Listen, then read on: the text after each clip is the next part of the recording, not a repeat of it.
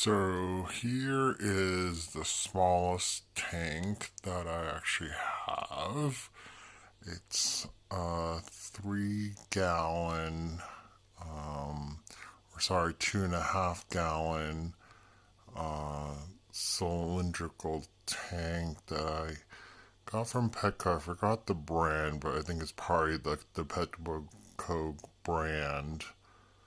But it actually had a top on it, but the LED lights failed on it, so I ended up just ditching it. And previously had used it to hold one beta, which obviously was too small in the long run. I ended up putting that beta that I had into a much larger tank, and so it had sat on my shelf for very long time, just with no use on it.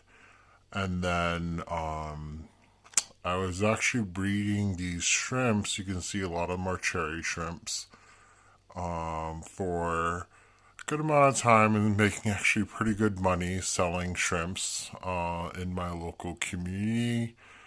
And it was actually a 10-gallon tank that I was probably selling about $100 to $200 worth of shrimps about every month. So it was actually a pretty good side hustle. But then at some point, I just really, because of COVID, I decided to stop doing that, stop selling shrimps. And when I sold it off, kind of my last big batch, I really put the remaining, like, probably 5 shrimps that I left into this, pretty small tank. But as you can see, it doesn't, they will grow back. So I actually have a lot of pregnant red cherry shrimps, and you can see there's also other wild types, but I do, try to cull the shrimps or at least move the wild types into other tanks that I have where they're fine with other fish.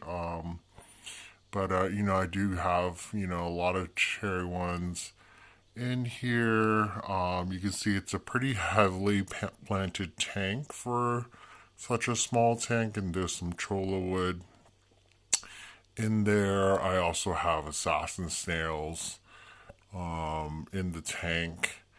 I will say, if you've never taken care of any shrimps, they are very easy, despite the fact that I know there are a lot of videos out there that will say that they're very sensitive to tank conditions. But one good thing that you should know about cherry shrimps is that they do not need a heater.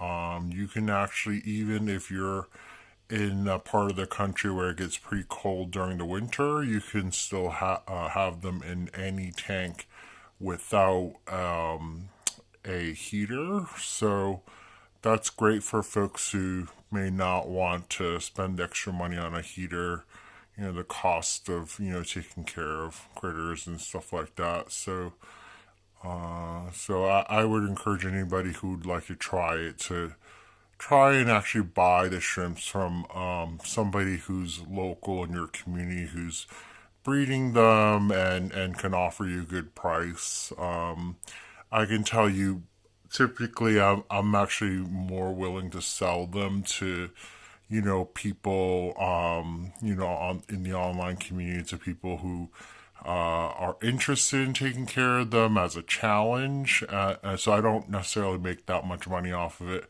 I can tell you that I've sold as many as 10 for $20. Uh, but of course I tend to give folks the the shrimps are tend to be younger. That the ones that I keep, of course, are the more mature ones that can already start to berry up and have eggs very very soon, and they are so easy to take care of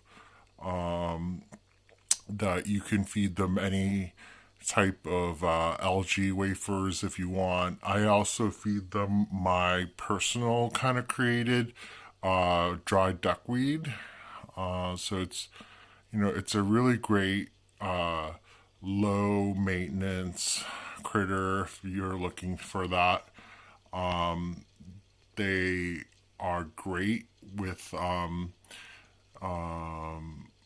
other types of smaller fish. I've kept them with live bearers like swordtails and guppies, and they do just fine.